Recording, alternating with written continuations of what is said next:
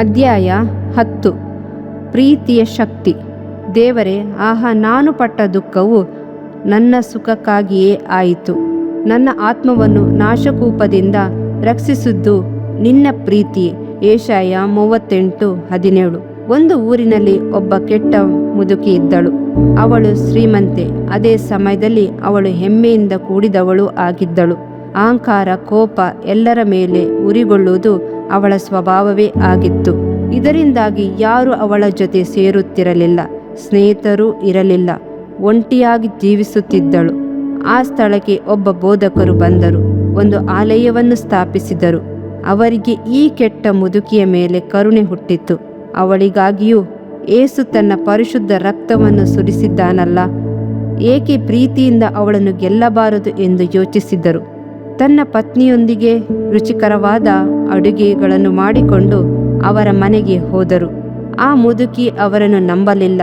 ಮೊದಮೊದಲು ಹೀಗೆ ಪ್ರೀತಿ ತೋರಿಸುವ ಹಾಗೆ ಬರುತ್ತಾರೆ, ಆ ನಂತರ ವಂಚಿಸಿ ಮೋಸ ಮಾಡಿ ಎಲ್ಲವನ್ನು ಜೋಚಿಕೊಂಡು ಹೋಗುತ್ತಾರೆ ಎಂದು ಅವರನ್ನು ಬೈದಳು. ಎಲ್ಲ ಸೇವಕರನ್ನು ಬೈದಳು. ಆದರೆ ಈ ಸೇವಕರು ಅದನ್ನು ಗಮನಿಸದವರ ಹಾಗೆ ಇದ್ದರು. ಆ ಮುದುಕಿಯಲ್ಲಿರುವ ಒಳ್ಳೆಯ ಗುಣಗಳನ್ನು ಕುರಿತು ಹೊಗಳಿದರು. ಮನೆಯನ್ನು ಎಷ್ಟು ಶುಚಿಯಾಗಿಟ್ಟುಕೊಂಡುವಿರಿ ಎಂದು ಕೇಳಿದರು. ಹೀಗೆ ದಿನ ಕಳೆದಂತೆಲ್ಲ ಅವರ ಪ್ರೀತಿ ಅಜ್ಜಿಗೆ ತಿಳಿಯಲಾರಂಭಿಸಿತು. ಅವರ ಆಲಯ ಆರಾಧನೆಗೆ ಹೋಗಲಾರಂಭಿಸಿದಳು.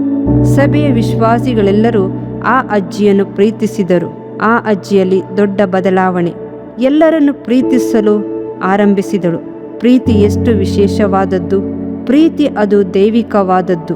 ಪ್ರೀತಿ ಅದು ಪರಿಮಳ ತೈಲದಂತೆ ಸುಗಂಧ ವಾಸನೆಯುಳ್ಳದ್ದು. ಪ್ರೀತಿ ಅದು ಪರಿಶುದ್ಧಾತ್ಮನ ರುಚಿಕರವಾದ ಫಲ. ಆತ್ಮನ ಫಲಗಳಲ್ಲಿ ಮೊದಲನೆಯದು ಶ್ರೇಷ್ಠವಾದದ್ದು. ಈ ದೈವಿಕ ಪ್ರೀತಿಯೇ ಅದು ಪರಿಶುದ್ಧಾತ್ಮನಿಂದ ನಮ್ಮ ಹೃದಯವೆಂಬ ತೋಟದಲ್ಲಿ ಬೆಳೆಯುವ ಕರ್ತನ ಫಲ.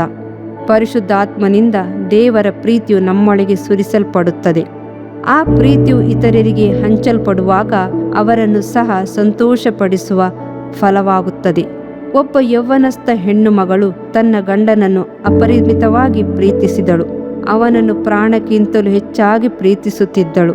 ಅವನಾದರೂ ಅವಳಿಗೆ ದ್ರೋಹ ಮಾಡಿ ಬೇರೆ ಹೆಂಗಸಿನೊಂದಿಗೆ ಊರೂರು ಸುತ್ತಲು ಆರಂಭಿಸಿದನು. ಇದನ್ನು ತಿಳಿದ ಹೆಂಡತಿಯ ಹೃದಯ ಒಡೆದು ನುಚ್ಚು ನೂರಾಯಿತು. ಏನೇ ಆಗಲಿ ಕ್ರಿಸ್ತನಲ್ಲಿ ತನ್ನನ್ನು ಸುಧಾರಿಸಿಕೊಂಡಳು. ಕ್ರಿಸ್ಮಸ್ ಬಂತು.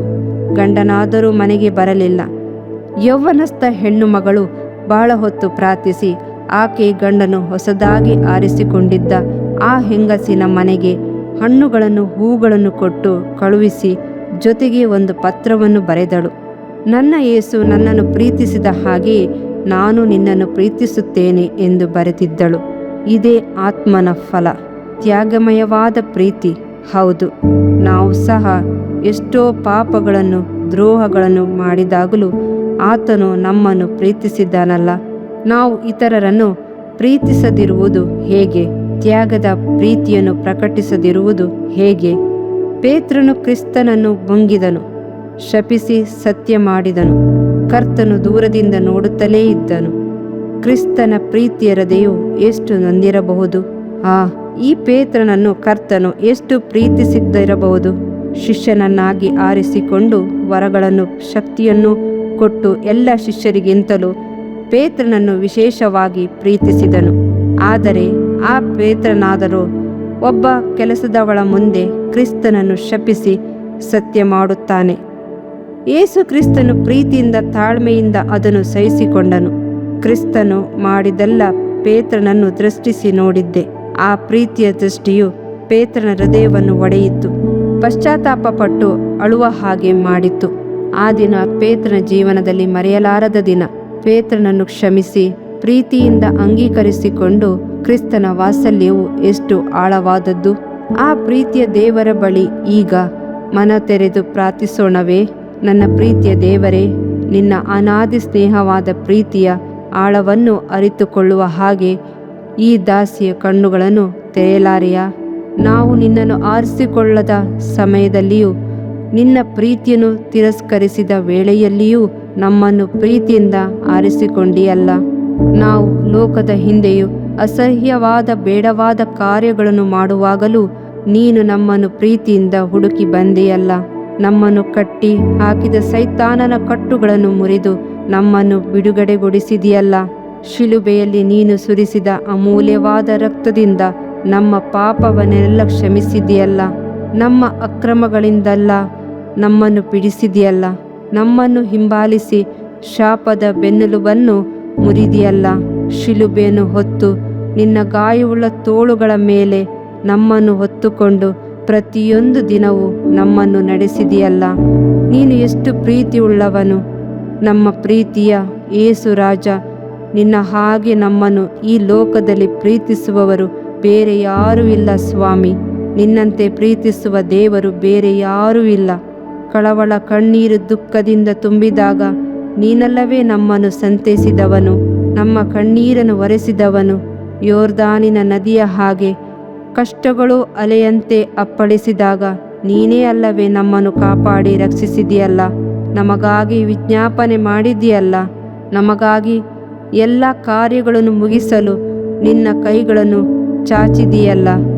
ದೇವರೇ, ಈ ನಿನ್ನ ಪ್ರೀತಿಗೆ ನಾವು ಏನು ಕೊಡಲು ಸಾಧ್ಯ? ನಮ್ಮನ್ನು ತಗ್ಗಿಸಿಕೊಂಡು ನಿನ್ನ ಪಾದದಲ್ಲಿ ನಮ್ಮನ್ನು ಸಮರ್ಪಿಸಿಕೊಳ್ಳುತ್ತೇವೆ. ಯೇಸು ಕ್ರಿಸ್ತನ ಮೂಲಕ ನಮ್ಮ ಪ್ರಾರ್ಥನೆ ಕೇಳು ತಂದೆಯೇ, ಆಮೇನ್.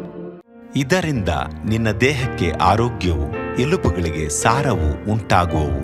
ಜ್ಞಾನೋಕ್ತಿಗಳು 3ನೇ ಅಧ್ಯಾಯ 8ನೇ ವಾಕ್ಯ. ಪ್ರಿಯ ವೀಕ್ಷಕರೇ ಮತ್ತು ಕರ್ತನಲ್ಲಿ ಸಹೋದರ ಸಹೋದರಿಯರೇ, ನೀವು ನಮ್ಮ ಈ ಕಾರ್ಯಕ್ರಮವನ್ನ ವೀಕ್ಷಿಸಿದ್ದಕ್ಕಾಗಿ ದೇವರ ನಾಮದಲ್ಲಿ ನಿಮಗೆ ವಂದನೆಗಳು. ದೇವರ ವಾಕ್ಯವು ನಮ್ಮ ಎಲುಬಿಗೆ ಬಲವೂ ಸಾರವೂ ಆಗಿದೆ ಎಂದು ಸತ್ಯವೇದವು ಹೇಳುವಂತೆ ಈ ಕಾರ್ಯಕ್ರಮವು ನಿಮಗೆ ಆಶೀರ್ವಾದಕರವಾಗಿದೆ ಎಂದು ನಂಬುತ್ತೇವೆ. ಪ್ರಿಯ ವೀಕ್ಷಕರೇ, ನಮ್ಮ ಈ ಸೇವೆಗಾಗಿ ಪ್ರಾರ್ಥಿಸಿರಿ ಮತ್ತು ಎಲ್ಲಾ ಕಾರ್ಯಕ್ರಮಗಳನ್ನ ಇತರರೊಂದಿಗೆ ಶೇರ್ ಮಾಡಿರಿ. ಅದೇ ರೀತಿಯಾಗಿ ನಮ್ಮ ಈ ಯೂಟ್ಯೂಬ್ ಚಾನೆಲ್ ಅನ್ನು ಸಬ್ಸ್ಕ್ರೈಬ್ ಮಾಡಿರಿ ಹಾಗೂ ಲೈಕ್ ಮಾಡಿ. ನಿಮ್ಮ ಅನಿಸಿಕೆಗಳನ್ನು ಕಮೆಂಟ್ ಬಾಕ್ಸ್ನಲ್ಲಿ ನಮಗೆ ತಿಳಿಯಪಡಿಸಿ. ನಮ್ಮ ಸಂಖ್ಯೆ 7022104605. ಈ ಸಂಖ್ಯೆಗೆ ಕರೆ ಮಾಡಿರಿ. ಒಬ್ಬ ಪಾಪಿಯ ಪ್ರಾರ್ಥನೆ, ಯೇಸುವನ್ನು ರಕ್ಷಕನಾಗಿ ಅಂಗೀಕರಿಸಲು ಮಾಡಬೇಕಾದ ಪ್ರಾರ್ಥನೆ. ಪ್ರಿಯ ಪರಲೋಕದ ತಂದೆಯೇ, ಯೇಸುವಿನ ಹೆಸರಿನಲ್ಲಿ ನಾನು ನಿನ್ನ ಬಳಿಗೆ ಬಂದಿದ್ದೇನೆ. ನನ್ನ ಬಳಿಗೆ ಬರುವವರನ್ನು ನಾನು ತಳ್ಳಿಬಿಡುವುದೇ ಇಲ್ಲ. ಯೋಹಾನ 6:37 ಎಂದು ನಿನ್ನ ವಾಕ್ಯ ಹೇಳುತ್ತದಲ್ಲ. ಆದ್ದರಿಂದ ನೀನು ನನ್ನನ್ನು ತಳ್ಳಿಬಿಡದೆ ನನ್ನನ್ನು ಸೇರಿಸಿಕೊಳ್ಳುವಿ ಎಂದು ನನಗೆ ಗೊತ್ತಿದೆ. ಆದ್ದರಿಂದ ನಾನು ನಿನಗೆ ಸ್ತೋತ್ರ ಮಾಡುತ್ತೇನೆ. ನೀನು ನಿನ್ನ ವಾಕ್ಯದಲ್ಲಿ ನೀನು ಯೇಸುವನ್ನೇ ಕರ್ತನೆಂದು ಬಾಯಿಂದ ಅರಿಕೆ ಮಾಡಿಕೊಂಡು ದೇವರು ಆತನನ್ನು ಸತ್ತವರೊಳಗಿಂದ ಎಬ್ಬಿಸಿದನೆಂದು ಹೃದಯದಿಂದ ನಂಬಿದರೆ ನಿನಗೆ ರಕ್ಷಣೆಯಾಗುವುದು ಎಂತಲೂ ಕರ್ತನ ನಾಮವನ್ನ ಹೇಳಿಕೊಳ್ಳುವವರೆಲ್ಲರಿಗೆ ರಕ್ಷಣೆಯಾಗುವುದೆಂತಲೂ ಬರೆದಿದೆ. ರೋಮ 10:9-13ನೇ ವಾಕ್ಯ. ಯೇಸು ಕ್ರಿಸ್ತನು ದೇವಕುಮಾರನೆಂದು ನನ್ನ ಹೃದಯದಲ್ಲಿ ನಂಬುತ್ತೇನೆ. ನನ್ನನ್ನು ನೀತಿವಂತನನ್ನಾಗಿ ಮಾಡುವುದಕ್ಕಾಗಿ ಆತನು ಸತ್ತವರೊಳಗಿಂದ ಎಬ್ಬಿಸಲ್ಪಟ್ಟನು ಎಂದು ನಂಬುತ್ತೇನೆ. ನಾನು ಆತನ ನಾಮವನ್ನ ಹೇಳಿಕೊಳ್ಳುತ್ತೇನೆ. ಯೇಸುವೇ, ನೀನೇ ಕರ್ತನು. ತಂದೆಯೇ, ನೀನು ನನ್ನನ್ನು ರಕ್ಷಿಸಿದಿ ಎಂದು ನಾನು ನಂಬುತ್ತೇನೆ. ನಿನ್ನ ವಾಕ್ಯವು ಹೇಳುತ್ತದೆ, ಮನುಷ್ಯನು ಹೃದಯದಿಂದ ನಂಬುವುದರ ಮೂಲಕ ನೀತಿಯು ದೊರಕುತ್ತದೆ, ಬಾಯಿಂದ ಅರಿಕೆ ಮಾಡುವುದರ ಮೂಲಕ ರಕ್ಷಣೆಯಾಗುತ್ತದೆ. ರೋಮ 10:10. ನಾನೀಗ ನನ್ನ ಹೃದಯದಲ್ಲಿ ನಂಬುತ್ತೇನೆ ಹಾಗೂ ಯೇಸುವೇ ನನ್ನ ಕರ್ತನೆಂದು ಅರಿಕೆ ಮಾಡುತ್ತೇನೆ. ಆದುದರಿಂದ ನಾನೀಗ ರಕ್ಷಣೆ ಹೊಂದಿದ್ದೇನೆ. ಅಪ್ಪಾ ತಂದೆಯೇ, ನಿನಗೆ ಸ್ತೋತ್ರ. ಲೂಕನು ಬರೆದ ಸುವಾರ್ತೆ 11ನೇ ಅಧ್ಯಾಯದಲ್ಲಿ ಬರೆದಿರುವಂತೆ, ನಿಮ್ಮಲ್ಲಿ ತಂದೆಯಾದವನು ಮೀನನ್ನು ಕೇಳುವ ಮಗನಿಗೆ ಮೀನು ಕೊಡದೆ ಹಾವನ್ನು ಕೊಡುವನೆ?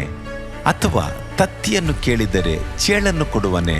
ಹಾಗಾದರೆ ಕೆಟ್ಟವರಾದ ನೀವು ನಿಮ್ಮ ಮಕ್ಕಳಿಗೆ ಒಳ್ಳೆ ಪದಾರ್ಥಗಳನ್ನ ಕೊಡಬಲ್ಲವರಾದರೆ ಪರಲೋಕದಲ್ಲಿರುವ ನಿಮ್ಮ ತಂದೆಯು ತನ್ನನ್ನು ಬೇಡಿಕೊಳ್ಳುವವರಿಗೆ ಎಷ್ಟೋ ಹೆಚ್ಚಾಗಿ ಪವಿತ್ರಾತ್ಮ ವರವನ್ನ ಕೊಡುವವನಲ್ಲವೇ ಅಂದನು. ತಂದೆಯೇ, ನೀನು ಕೇಳಿಕೊಳ್ಳುವವರಿಗೆ ಪವಿತ್ರಾತ್ಮನ ವರವನ್ನು ಹೇರಳವಾಗಿ ಕೊಡುವಾತನಾಗಿದ್ದಿ. ಆದ್ದರಿಂದ ನನ್ನ ಮೇಲೆಯೂ ನಿನ್ನ ಆತ್ಮನನ್ನು ಸುರಿಸಬೇಕಾಗಿ ಬೇಡಿಕೊಳ್ಳುತ್ತೇನೆ. ಕೀರ್ತನೆ 81:10 ಬರೆದಿದೆ, ಅಗಲವಾಗಿ ಬಾಯಿದೆರೆಯಿರಿ, ಅದನ್ನು ತುಂಬಿಸುವೆನು. ಕರ್ತನೇ, ನನ್ನನ್ನು ಪವಿತ್ರಾತ್ಮನಿಂದ ತುಂಬಿದಂತ ನೀನು ನನ್ನನ್ನು ಅನ್ಯ ಭಾಷೆಯ ವರದಿಂದಲೂ ತುಂಬುವವನಾಗಿದ್ದಿ ಎಂದು ನಂಬುತ್ತೇನೆ. ಅದರಂತೆ ನಾನು ನನ್ನ ಬಾಯಿಯನ್ನು ತೆರೆದು ನಿನ್ನ ಸ್ತೋತ್ರ ಮಾಡುವಾಗ ಅನ್ಯ ಭಾಷೆಯ ಅಭಿಷೇಕದಿಂದ ನನ್ನನ್ನು ತುಂಬುವವನಾಗಿದ್ದಿ ಎಂದು ನಂಬುತ್ತೇನೆ. ಈಗ ನೀವು ನಿಮ್ಮ ಬಾಯಿಯನ್ನು ತೆರೆದು ಮಾತನಾಡುವಾಗ ಪವಿತ್ರಾತ್ಮನು ನಿಮ್ಮ ಬಾಯಿಯನ್ನು ತನ್ನ ಭಾಷೆಯಿಂದ ತುಂಬುವವನಾಗಿದ್ದಾನೆ. ಇದು ದೇವರ ಭಾಷೆಯಾಗಿದೆ. ಈ ಅಭಿಷೇಕವನ್ನ ಹೊಂದಿಕೊಳ್ಳಲು ನೀವು ನಿಮ್ಮ ಸ್ವರವನ್ನ ಉಪಯೋಗಿಸಬೇಕು. ಅದರಿಂದ ನೀವು ನಿಮ್ಮ ಬಾಯನ್ನು ತೆರೆದು ದೇವರಿಗೆ ಸ್ತೋತ್ರ ಮಾಡುವಾಗ ದೇವರು ನಿಮ್ಮನ್ನು ಅನ್ಯ ಭಾಷೆಯ ವರದಿಂದ ತುಂಬುವವನಾಗಿದ್ದಾನೆ. ಪ್ರಿಯರೇ, ಈಗ ನೀವು ಪವಿತ್ರಾತ್ಮನಿಂದ ತುಂಬಲ್ಪಟ್ಟ ಆತನ ಪ್ರಿಯ ಮಕ್ಕಳಾಗಿದ್ದೀರಿ. ದೇವರ ನಾಮಕ್ಕೆ ಸ್ತೋತ್ರವಾಗಲಿ.